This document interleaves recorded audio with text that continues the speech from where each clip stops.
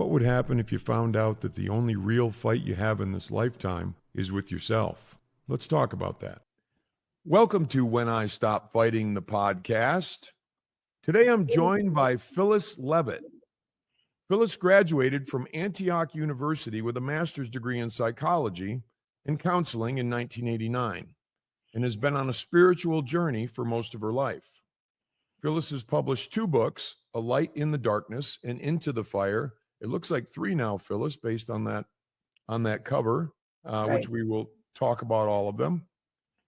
About her healing journey and the profound connection she made to divine source in the process.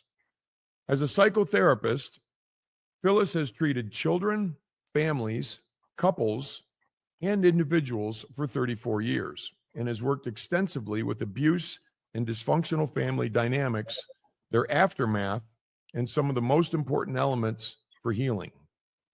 Her latest book, America in Therapy, A New Approach to Hope and Healing for a Nation in Crisis, focuses on bringing mental and emotional healing to our national awareness and social political agenda. Phyllis is particularly interested in the connection between psychological and spiritual health and well-being and growth, both personally and as a species. Phyllis lives with her husband in Taos, New Mexico, and is focused on writing and speaking. Welcome, Phyllis. So wonderful to have you. Well, thank you so much for having me here to speak with you today. I'm excited to dive in to wherever you want to go. I am too. You know, we talked a little bit before I hit record, and even just reading what I read as far as your introduction, I'm the moment I read it, I was like, we're going to have a great conversation. So I'm very excited because I feel like we align in many ways from the perspective of looking at life from that spiritual perspective. Yeah, very much. So in starting, normally what I do, and like we talked about before we hit record, nobody comes to wanting to live a spiritual way of life because everything is rosy and wonderful. And, you know, it can be difficult. Life can be difficult. And a lot of times, at least for me, that's what led me to want to figure out another way and see another way and find another way. And I didn't know anything about what that journey would look like, but I'm fortunate to have been led in so many ways to finding that over the years. And yeah. if you would be so kind as to share your journey, Phyllis, that would be wonderful. I think everyone would love to hear how you came to this way of life. Well, thank you so much. And, you know, one of the things I had shared with you earlier too was, you know, reading other people's stories was helpful and inspiring to me for years and years and years, and still is. You know, I love to read people's personal stories of triumph over their great odds. And I have a life like that, like so many people, probably not that different from so many people, but I had some very significant early childhood trauma that was buried. I just, you know, it happened very young, and I did recover it later and remember, but when I was growing up, I had no idea that something deeply painful was affecting me from inside. And so my way of coping, people have different ways of coping. My way of coping was to be pretty shut down. And I read a lot. I loved school. I loved learning. I was really into writing, even at a young age. And I was very inward. And at the same time, and I feel really blessed because at the very same time, I was just blessed to have these incredible breakthrough experiences that just came out of nowhere. Not very many, but they were really significant. And experiences of a really divine presence coming and infusing my being and giving me the experience of what a love was that was way beyond human.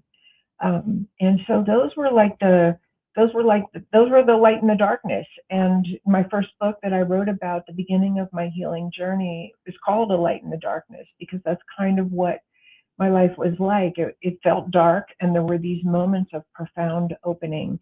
One of them came when I wrote the very first poem that I wrote. And I think that was the indication for me that I was supposed to write in this life. And I kind of always knew that. It was just got born that way. And a lot of the other experiences that I had that were of this sort of being just enveloped in divine love happened in nature, where I had a profound connection to the earth being. And so I was blessed in that way. I think I maybe was just born looking for a spiritual path. And because the light and the darkness, it lit up the darkness. And I think that's a lot of what light does. It's like, what is it we can't see? What is it that hurts, that needs to be healed? So a lot of it was that. And I joined a spiritual group when I was young. I met my first husband there. I had 3 children. And basically my life just fell apart. I think all of the early childhood trauma was starting to surface. And I just was kind of at a rock bottom place. I was also in a very dysfunctional relationship. My marriage was not healthy. And I went to therapy for the first time. And it was amazing, to understand that my early conditioning had so much to do with the coping mechanisms that I had developed, the attractions that I had, the repulsions I had, the things that I felt called to, and the beliefs that I had about myself and other people that were not helpful. So, I began a long journey of opening up what had happened to me and healing from some really significant trauma in early life. And kind of like what I was saying, my early life was like with this darkness and these flashes of light. I was keeping a journal, and I thought, if I ever make it through this darkness, I want to share my story. I actually didn't believe that I would, honestly. And I've had so many clients who come that way who really don't think there's any hope, but obviously some part of them does have hope, or they wouldn't try. And I was kind of like that. And for some reason, I was just willing to go down even deeper into that darkness. And one day in 1994, I was writing in my journal, as I did quite often. And I said to God, it makes me teary even to remember so long ago, I give up. I can't do this. And I started to hear these messages from the most loving, profound divine source, and I just wrote them. And that's the first 2 books that I wrote, A Light in the Darkness and Into the Fire, are the beginning of those messages. I have many, many more that I still haven't written out. But basically, what the divine was telling me was what my soul was doing here in this life experience of Phyllis. And that my pain and my feelings of being stuck and being blocked, and not being able to either give or receive the love that I really wanted in this life, were not because I was a flawed person. It was kind of like what I took on to undo. And so I got all these messages about what our souls are doing here in human form. What are the laws that govern the ego consciousness that we live in? What are the kinds of practices? I learned all about the chakras and meditations. And this was all given to me about how to start to undo the trance of our personality and our ego functioning in this kind of separate and divided kind of existence that we live in from ourselves and from other people and from the planet. So that's kind of the beginning in a nutshell. And then just to catch up with my most present book, I had the idea, I became a therapist out of having gone to therapy. That was why I became a therapist. It was so helpful to get the psychological piece. And I felt like that was kind of missing from my spiritual practice because I didn't understand myself. I didn't understand the pain that I was living in. And I needed to heal some of that to actually be able to embrace my spiritual life in a different way. But they really coincided. I don't think I can really take them apart, because spirit spoke to me about my psychology. So, so the present book was, I had this idea for a long time. If my trauma affected me so deeply, and it did, what's happening to the human race? with all the trauma that we inflict on each other that most people have no chance to recover from or heal from or even have any idea of how it's affecting them. You know, how can I bring that to a conversation? How can I bring what I've learned on an individual level from my own journey, from working with hundreds of people, into a broader political, social, cultural, national conversation for our mutual healing? Because I think so much of what has been going on in human history, and certainly what's going on today, is such a reflection of our declining mental health. And I think we really need a lot of help to recover as individuals, as communities, as a nation, and as a species, really, if we're going to survive here. Because our ability to take ourselves out has really skyrocketed in the last several generations. So that's where America in Therapy came from. And I will say, just to add this one last piece, that I had the idea, and I had written a lot about it, just in different places in my computer. I had written a chapter here and a chapter there, and was exploring what I wanted to say.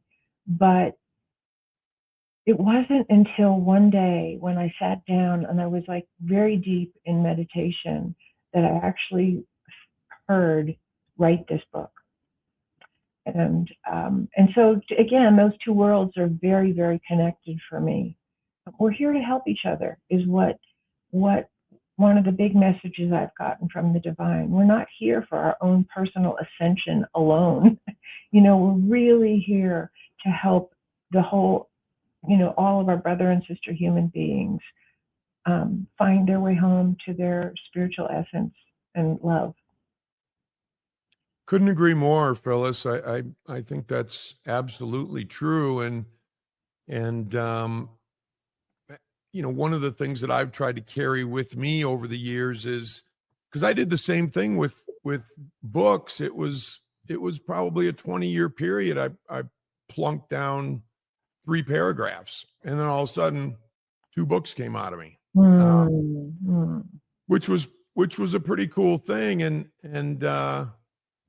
it lined up, it lined up, and it was so, once I started, it was just so natural to write and to get it out and to continue to allow that to sort of pour out of me. And it felt otherworldly sometimes. There was a part of it where, okay, I'm doing a little thinking, but most of it was, it's just coming out. Here it comes, here it comes, here it comes. Right. And that was a wonderful experience for me. I've outlined about 75% of book 3, but I'm not quite, wow.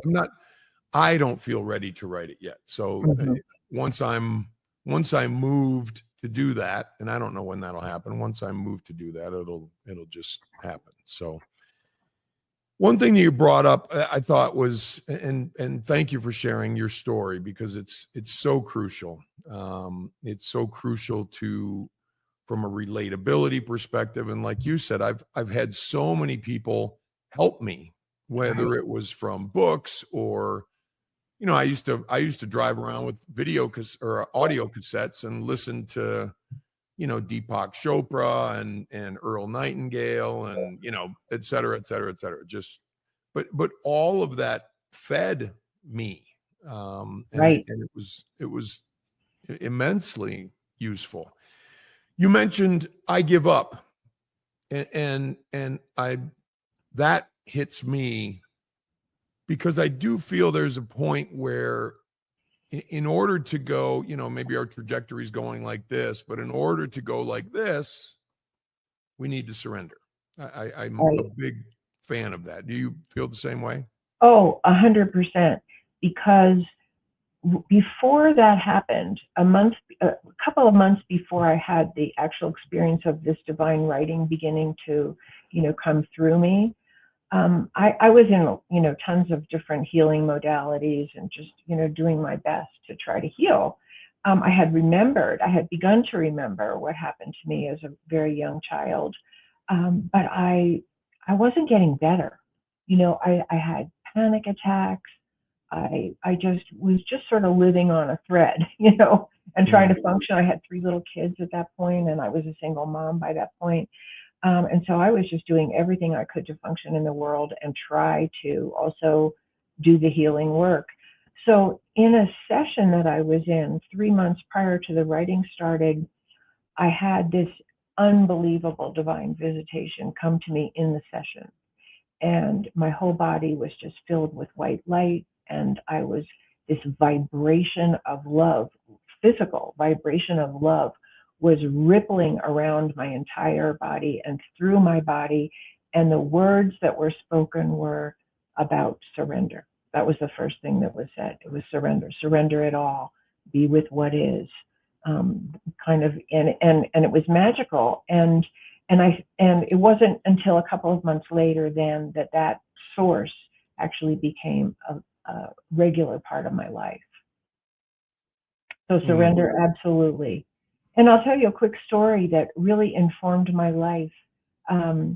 Even before that experience, early on when I was in the spiritual group that I was in, I had a friend that went to India and kind of found his guru. And at the time, I don't know if you are young enough or old enough to remember this, but contact lenses at that time were made out of glass. And my friend had contact lenses, and he was on a very dusty train in India seeking his guru. And by the time he got to the guru, so much dust had gotten behind his lenses that his eyes were all inflamed, and he was in excruciating pain. And he sat before the guru and, kind of told him what had happened. And the guru's words to him, and I've never forgotten the story that he shared with me, were, don't fight it, be with it. Just be with it. Fighting makes it worse. And I had never forgotten that. And that was something that was already starting to inform my life of like, how do I be with this level of pain? Because I think being with it isn't enough. I think we have to have something to do with it. So what my guidance gave me was how to begin to transform the pain of my psychological life, my emotional life, my history. And I did also have some undiagnosed physical pain at that time, how to begin to transform that. Surrender for me was a teaching about absolutely accepting and being with what is, and then working to use the energy of that pain or that distress to build a greater and greater connection to my spiritual life. That's beautiful. And I was telling you I have a little injury, currently. And I was thinking, and as I was sort of moving through this and as it was moving through me, I was, practicing that just allowing it to be as opposed to fighting it. And right. And my books, right? When I stopped fighting, right. And I know I told you that little story about a mentor of mine said, Daryl, when you stop fighting, the fighting stops, which is exactly what the guru was telling your friend in India. Yeah, exactly.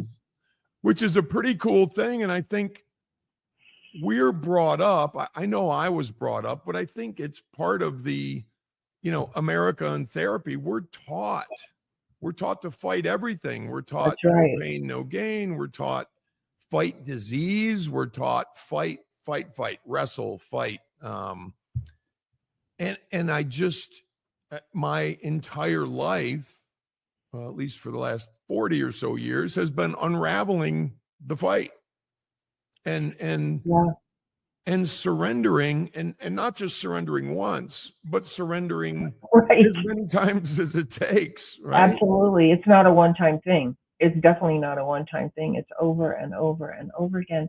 And I love the title of your book and of your message, When I Stop Fighting, the Fighting Stops, because that's true internally and in our own lives and in our own relationships. And it can also be true for a country. And that's part of what I really wanted to say in America in Therapy, is that there is only one way out of this, and it's a commitment to peace. And then how do we find it?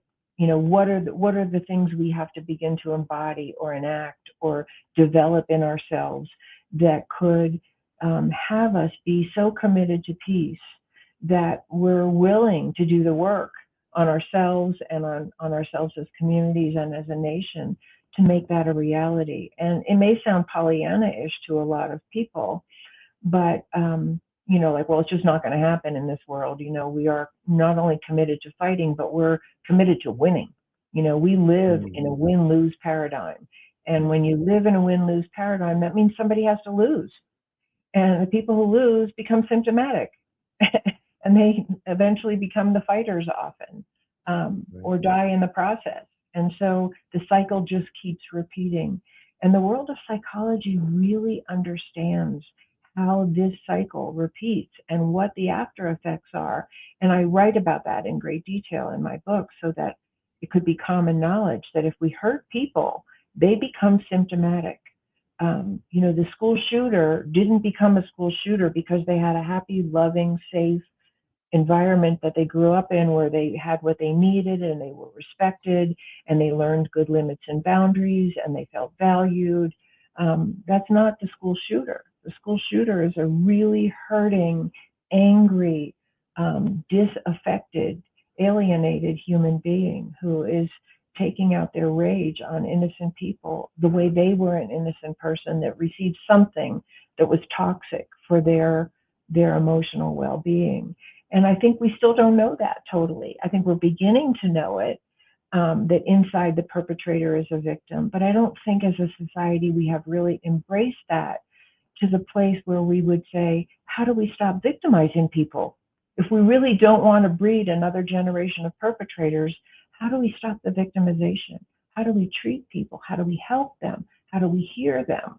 How do we listen to their symptoms as a cry for help, rather than as a sign that they're bad people and we should just lock them up and throw away the key? And anyway, I could go on and on about that. Right. No, that's great. I love that sort of weaving through that thought process, because my mantra, or one of my mantras in this life, is my job, and I'd love to get your thoughts on this, Phyllis. My job is to be the best human being I can be for this planet and for other people.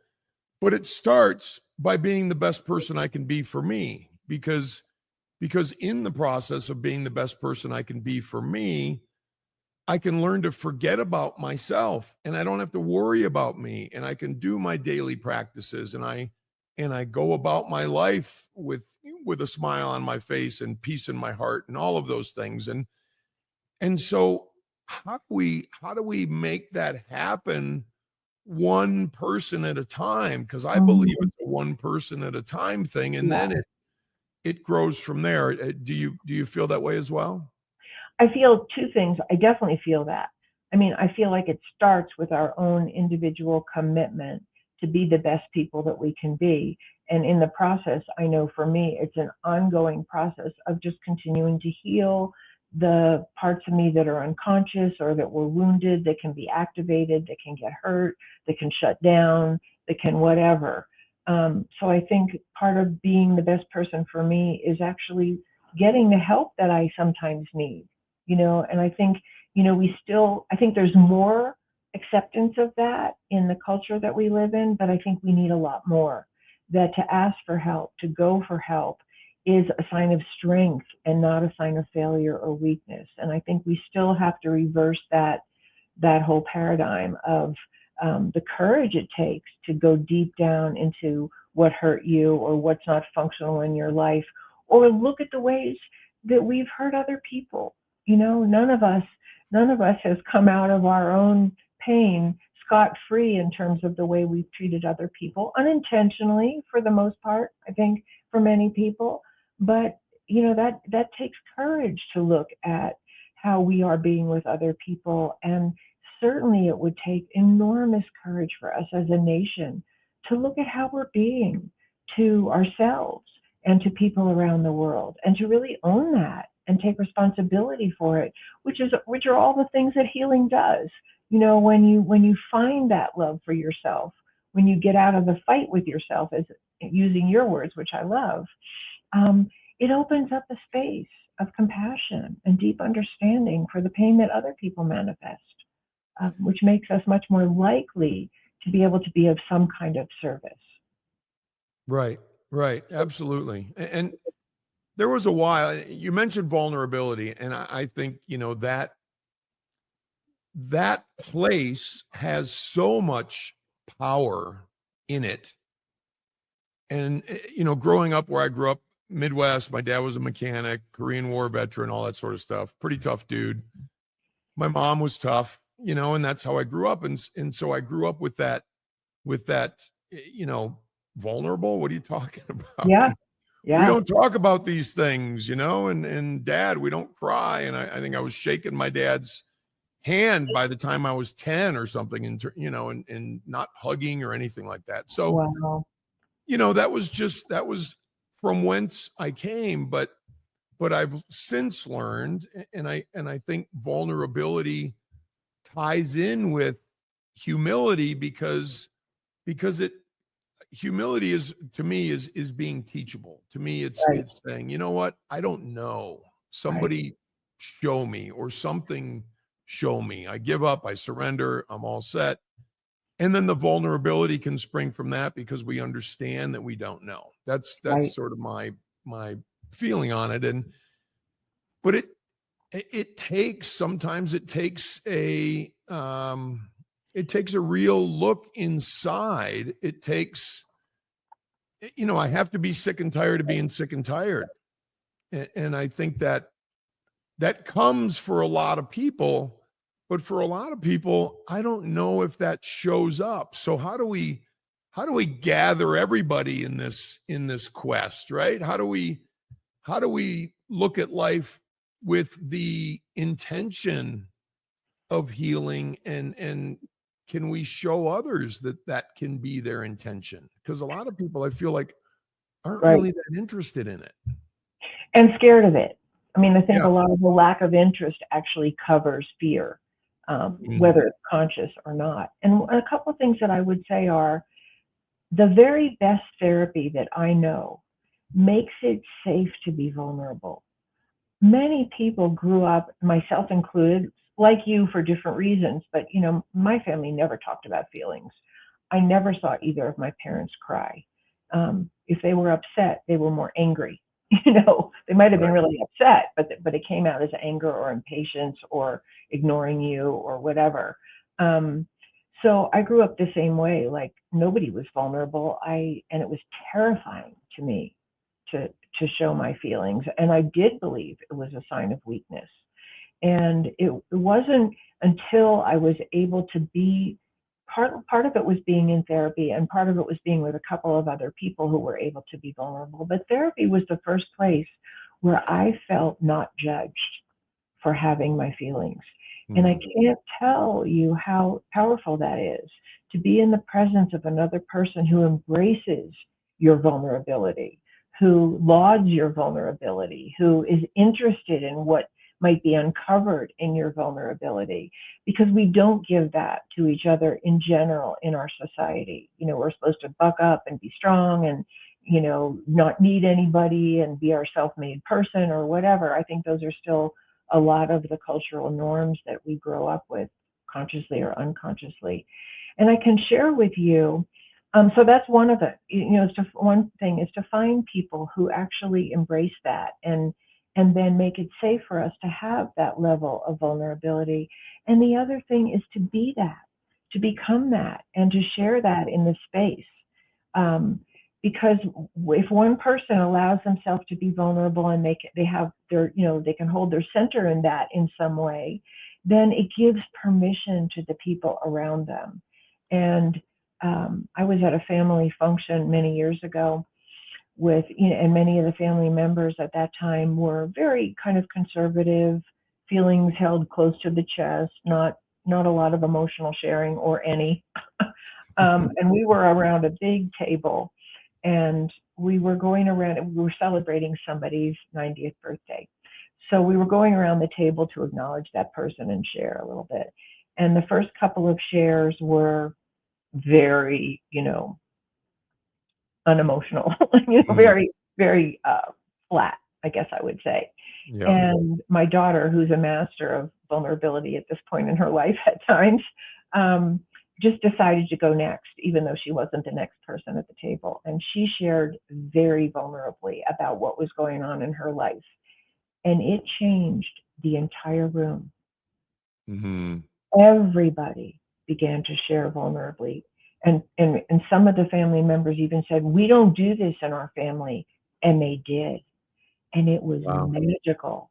The feeling of connection and love that got generated in the room for our humanity and our fallibility and our ability to own, what was going on and share deeply. And many people had tears, was phenomenal. So we can do that for each other. And even if nobody responds, it's still okay. Because if it's my mission to put that out into the world, then, I did it. You planted the seed. Yeah. Yeah. That's beautiful. It's funny. My wife listens to all of these podcasts. She's going to get a kick out of this one when I say what I'm about to say. We had Thanksgiving this past year, and we had a nice group of people, and part of our family and my wife's family, and there's some folks that aren't terribly interested in emotion or feeling or vulnerability or anything like that, and there's others who are, and there's others who I think are just kind of undecided, whatever, and so without naming names, but every year we go around the table and we talk about what we're grateful for, and it got deep, man. It was like people were just starting to share, and people were starting to cry, and people were starting to tell each other how grateful they were for other people sitting at the table. And we've had that happen a few times over Thanksgivings over the years, but I swear this year there wasn't a dry eye in the room. It was and not everybody was willing to share and be vulnerable and as open as others, but everybody was definitely affected, which is a really cool thing, because I'm a big fan of planting those seeds, right? Just a little seed can, and I'm not in charge of when it germinates or sprouts or grows or anything like that, but the universe is, God is, and that's okay. But I'm in charge of planting the seeds, as much as I can. So thank you for sharing that, because I don't think about that Thanksgiving often, but it was, as soon as you mentioned that, I was like, wow, that's right. That happened to us. And I'm at a place in my life where if I can't be vulnerable, it's uncomfortable.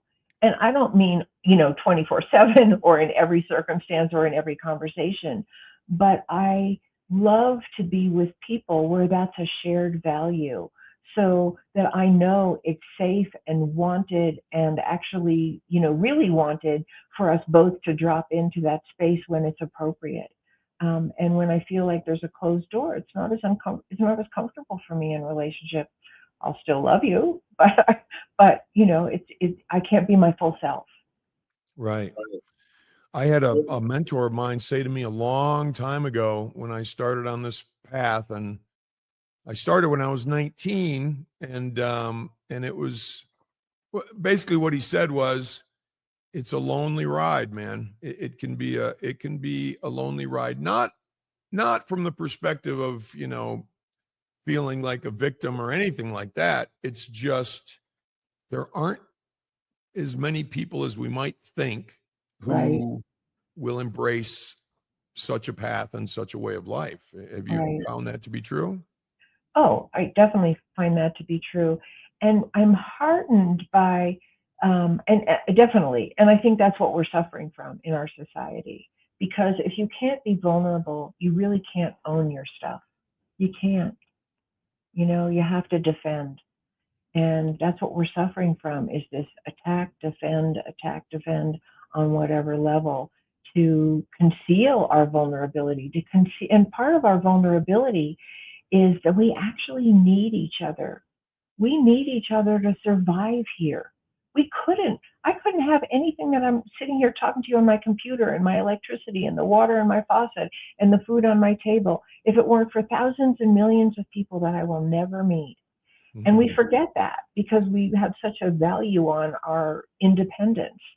So part of vulnerability is that big picture of we need each other all over the world to be safe and to be constructive and cooperative with us.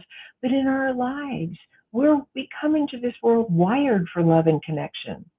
And we become symptomatic to the extent that we don't have safe connection and love in our lives. And I've never seen that not be the case with the hundreds of people I've worked with or myself. And so we really need to, part of our vulnerability is, I do need you.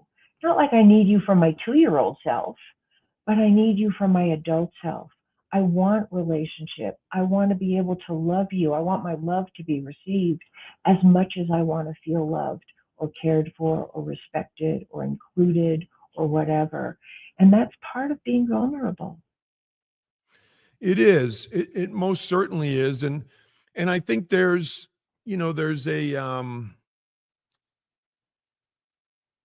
that can be difficult sometimes because many people aren't really open to it. They aren't willing to either love or, give love or receive love. And I have certainly over the years, and I quit quite a while ago, but trying to get people on board, and some people just aren't ready. And I feel like that's, maybe I'm wrong. I'd love to get your thoughts on this, Phyllis, but I feel like that's wherever their soul is in their evolution, maybe it's the next time they come around, or, like that sort of thing. They're just not ready to move in that place or start to move into that place. And that's completely okay. But I can't bang my head against the wall trying to get them to. I agree. I don't think banging, right. I totally agree. I agree with you. Banging your head against a wall to try to get somebody to see it a different way or feel differently or open up or whatever usually doesn't work, because they experience you as trying to break down their defenses. Right. So a couple things. One is, I really try to focus on the people where there is some receptivity, like do it where it can do the most good. But also that's why I would imagine that's why you wrote your book. It's why I wrote, or your books. That's why I've written mine, because you don't know who you can reach. Right. And so, maybe somebody wasn't open 10 years ago, but they happened to find your book and all of a sudden it speaks to them. And you might never know, but you shared what really was in your heart and your soul to share, because you knew it was of value, or you hoped it was of value. And it may or may not get picked up. But I think education is really a very important thing. I would love to see psychology, for instance, and group dynamics, and all the things that have to do with a healthy family and an unhealthy family system be taught in our schools.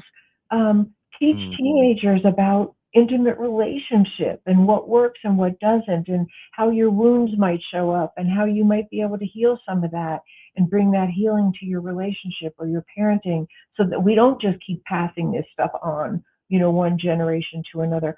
I think education is really important. I'd be nowhere without the education that I received, formal in school, reading books, listening to people, exposure to something outside of my own mindset, which was extremely limited when I was growing up. Right. Me too. I was introduced to, and I say this a lot, but it's true, and I think it plays in all of our lives. Here's your box of stuff that you're supposed to believe, and here's your box of stuff that you're allowed to believe. And don't go outside of that, because this brings up another topic, you might go to hell. Right. Like that sort of thing, right? And that Mhm. I have what I was thinking about when you were speaking, or what was coming to me is we're so conditioned to only look at what's outside of us, money and success and competitiveness. And believe me, I've run the gamut on all that sort of stuff. And I'm, my wife would still say, Daryl, you're a pretty competitive dude, but I compete with myself now as opposed to competing with other people. Right. But there is a this life seems to be geared toward, and it has to do with social media, it has to do with everything. Something outside me is going to make me happy. Something outside me is going to take me to the promised land where I want to go. And that's exactly, I think, opposite of where I need to turn my attention, which is inside me. Right. And what's going on in there. And that's a difficult place to go sometimes, unless we've gotten to the point where we say, I give up. And then we start to get shown, right? I mean, I really agree with you. And I think that's really what our ego consciousness is all about. And one little piece I'll share with you, because a lot of what, or some of what I received from the guidance that I got was about duality. And one of the big dualities that we live in is more and less.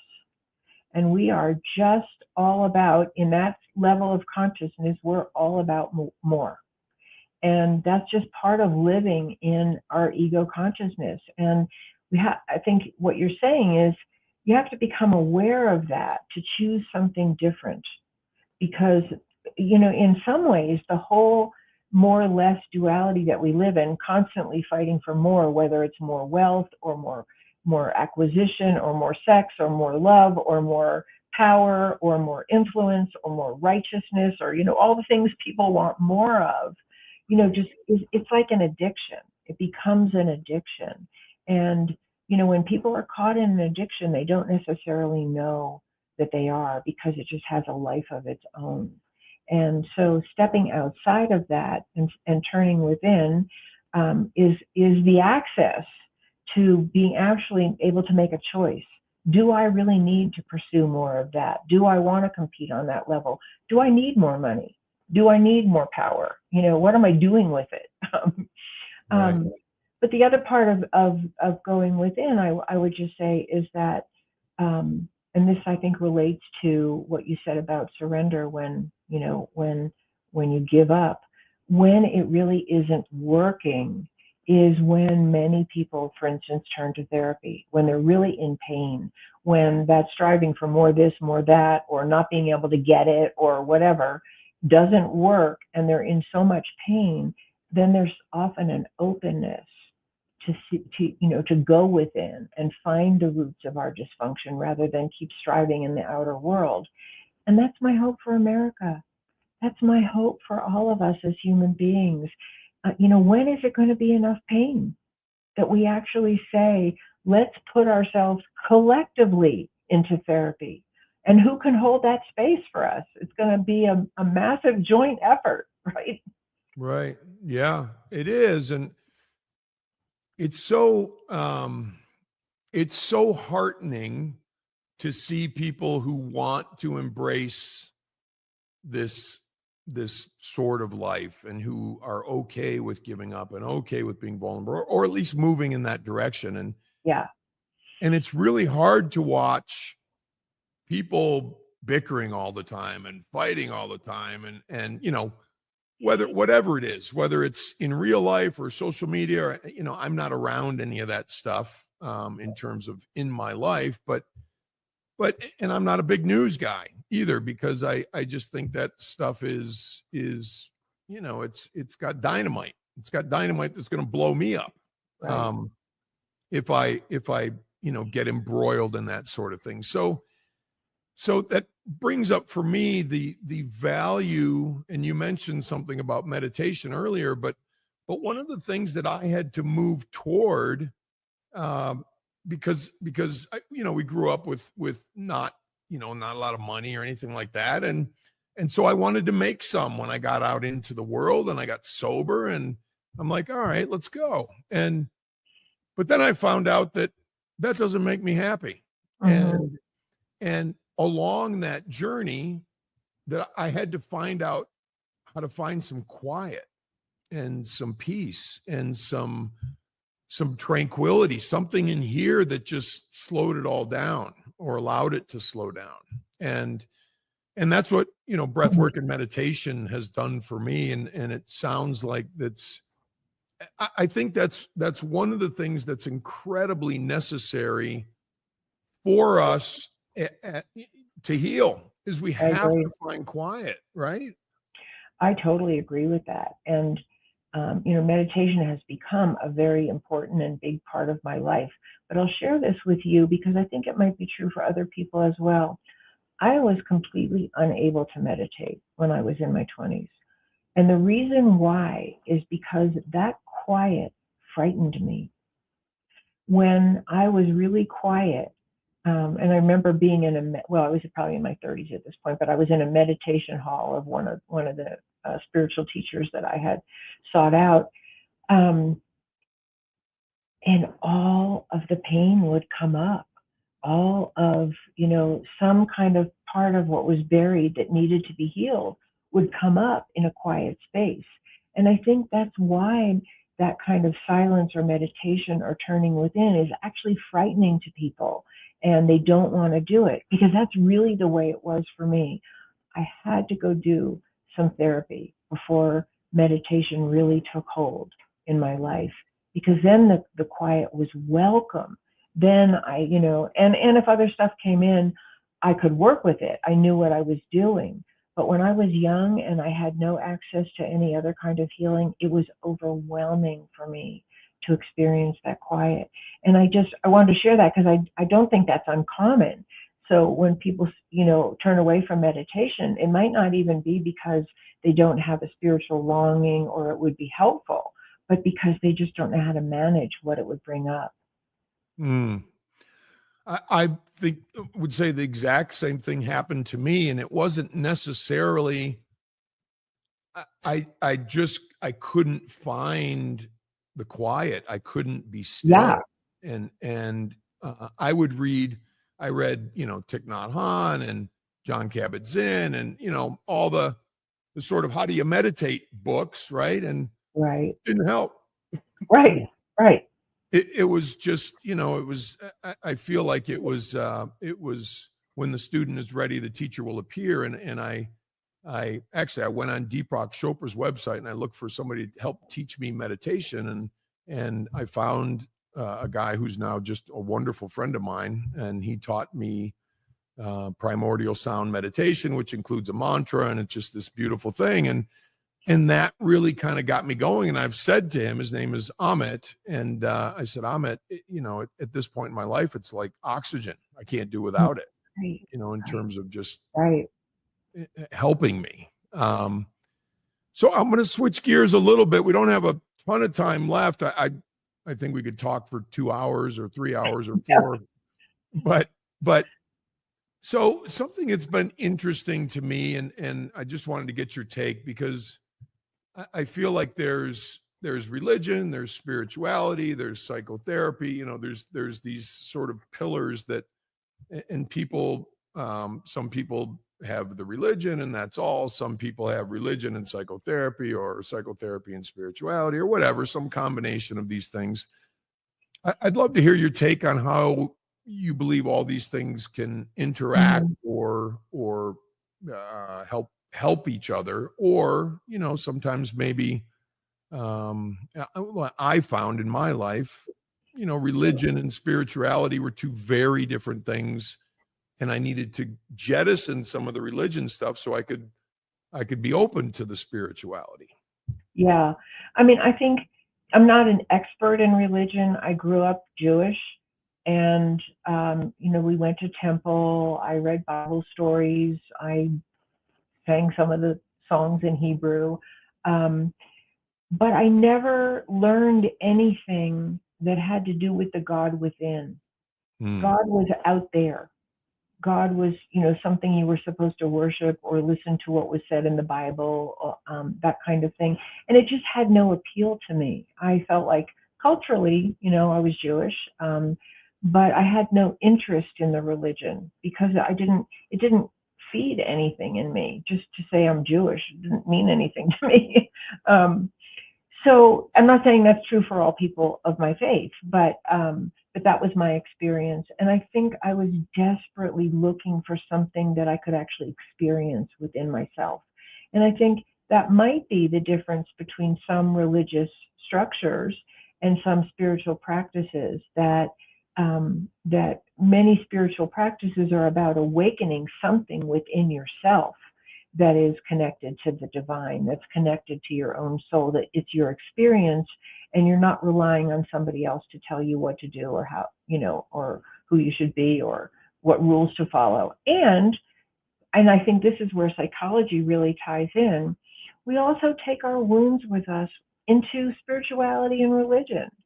So, a person who's really been traumatized in their home, and was treated with rigidity or cruelty or standards that they couldn't, expectations and judgments that were hard to meet, might bring that to their interpretation of religion or spirituality. And of course, we've seen this historically, where there's religious wars where people are killed for not saying they have a certain faith. So we bring our psychology to our spirituality or our religion as well. And I think that's still the piece that I think needs healing for a lot of people. Is our relationship to our religion and what it teaches, or our spiritual practice, is it a healthy one? Are we using God to then be the judgmental parent?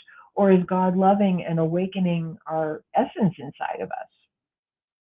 I think that's so well put, Phyllis, and thank you for saying that, because the way I grew up, religion was in that box of stuff I was handed, that here's what you have to believe, and Right. it never resonated with me. But I was scared to not believe it, because that might mean I go to hell. And so that whole sort of guilt and fear and all of those things was something that I needed to get over. And what I did at some point in my 20s and 30s, and I still do it, it'll never end, but I took the pieces of what I deemed to be true in my life at any given time, and I put them out on a table, and I look at them and I say, okay, what's working and what's not? Right. And I, at some point, I had to jettison the religion stuff. And that doesn't mean I love the Bible. I love the Bible because it has so many lessons and wonderful things that are spoken about in parables and metaphors, and just, beautiful writing and history and all kinds of great things. But I don't look at it from a religious perspective. One of my favorite things about, actually it brings up two stories, but one of my favorite things about exploring certain things about the Bible is the most oft used phrase in the Bible is fear not, or be not afraid. So what does that mean, right? It is not designed to do what sometimes religion can do, which is make us feel guilt and fear. Right. And that's my belief.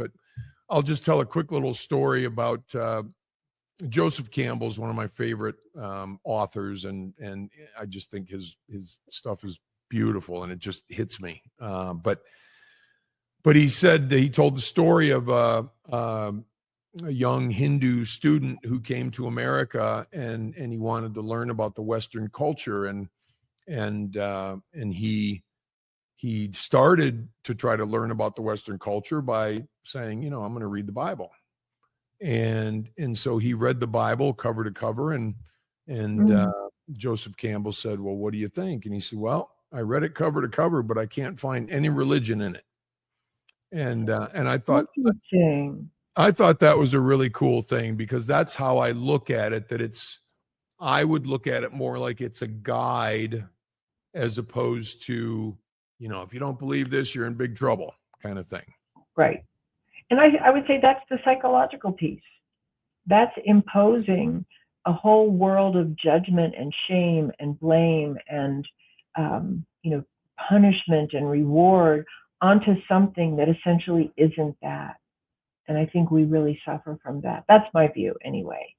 And having been brought up Jewish, I had no relationship to Jesus or Christianity or any of that. I knew a little bit about it because we're all exposed to that in the world, but I'd never read the New Testament or anything like that.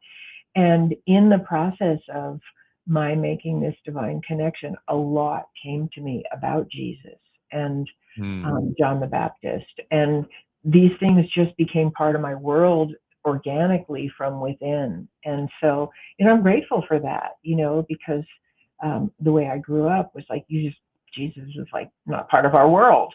Right. And it's really the Christ consciousness, that I think is what this is about. I think this is what this is about. We call it that, but it's a certain evolution of consciousness. Absolutely. Couldn't agree more. Yeah. Another one of my favorite authors is Emmett Fox. And the first book I was given by my mentor when I was 19 years old was a book called The 10 Commandments by Emmett Fox. And it blew my mind because it was different than anything I had ever heard. And, going to church every Sunday and learning about, I was Lutheran, and hearing about all that stuff and just unbelievable. But it talked about the Christ consciousness. It talked about different ways to look at, like the 10 Commandments, that people are at different places in their soul consciousness, and thou shalt not kill might mean don't kill anybody over here, but it also, to this person, it might mean, don't talk bad behind someone's back, that sort of thing. So different levels of understanding. And I thought that was just the most beautiful thing. One last thing, and just because it keeps coming to me, and I need to ask, or at least say, tell me about faith. Mm-hmm. That's a really good question. And I would say I'm not a master at faith. I think faith is something that I'm learning and probably will be learning for the rest of my life, because coming out of like the trauma of my childhood where it was a dark place.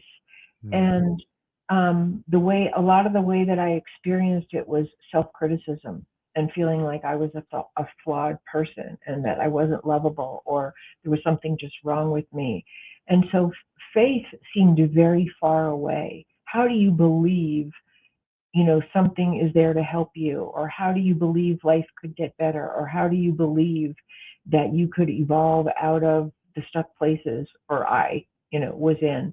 And faith was not something that I learned growing up in the Jewish religion, although it may be there for many people, but it certainly wasn't something I learned. So it's been something I've been learning, and I think it's a very powerful, do I really trust and believe, I would say it this way, in my soul, which is my connection to the divine. And that's, instead of like a priest being my bridge to the divine, my soul is my bridge to the divine. And so it's putting my faith over and over again. Again, it's not a one and done in my highest self. And that's the way I relate to it today. That's great. No, I love it. And I have had a interesting relationship with faith, but for a long time I have felt like I'm being led. And the only way that I can discover that I'm being led is by looking, hindsight's 2020, right? Look back and say, oh, okay, that equaled that equaled that. They, it moved me here. I had no idea. I'm not in control. So something else is, I don't know what is. I call it God, but whatever it is, I don't think God cares how we refer to that power. But something that Joseph Campbell said that I heard very recently that really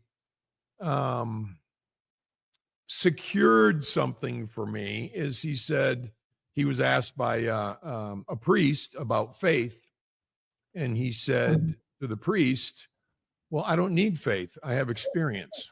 And Interesting. that was a pretty profound way to look at it, because that can go pretty deep. But how can I have faith unless I have experience, right? I don't think it's something that just shows up. I don't think it's something like, oh, I'm 12 years old and everything's, falling apart around me. Let's have faith. It has to do with a different probably story than that. So, Phyllis, I have absolutely loved our conversation, and thank you for sharing all of your thoughts and wisdom. Is there anything else you would like to tell us about your books? As soon as we get off, I'm buying America in Therapy. I can't wait to read that. Great. Quite honestly, yeah, that's exciting. But anything else you'd like to share? Yeah, I mean, just I love people to check out the things that I've written, because my heart and soul is in them, and it's my way of wanting to share what's been shared with me, honestly. So my first two books are really about my own healing journey, A Light in the Darkness and Into the Fire, and the divine messages that I received from the very beginning. And again, it's not complete, but it's the first part of that. And I think they're pretty powerful. And then my latest book, America in Therapy, you can see, on the screen, and you can find me on social media. I have a website. There's a lot of material on my website. I have other, recordings of interviews I've done. I have blogs that I've written. You can contact me through my website. I have some free offerings on conflict resolution that you can get through contacting me on my website. I'm on all the social media. I'd love to converse with anybody who's interested in having a conversation. So that's really what I want to share. And I guess, maybe on a more, level of what we've been talking about, I just want to share that it's just such a joy to meet you and to be with a like-minded soul and share on this level, and know that we're not alone in this, And so I really appreciate you, and I really appreciate the opportunity of talking with you today. Thank you, Phyllis. And likewise, I very much appreciate you as well, and what you shared, and just your being is, it just resonates. It just resonates with me. And I've spoken with a lot of authors, over time, and very few make me want to go buy their books. And not because of anything other than just maybe it doesn't quite resonate with me. And this, I'm sure America in Therapy isn't going to be the only book of yours that I read, but the good news is we're going on vacation in a couple of weeks, and I'm going to spend 30 days reading and hanging out. So thank you very much. Appreciate everything, and the time and the wisdom, and we will catch up, I'm sure, in the future. And one last word, your title, When We Stop Fighting, the Fighting Stops, that could be the title of my book. So wow, cool. We're, and I think you'll see when you read it that we're very aligned. So thank you so much. Thank you. Very cool. Thank you, Phyllis. All right. Bye. If you've enjoyed When I Stop Fighting, the podcast, please check out my books and my journals on my website, daryldittmer.com. Enjoy a 15% discount by using the code PODCAST, DARYLDITTME.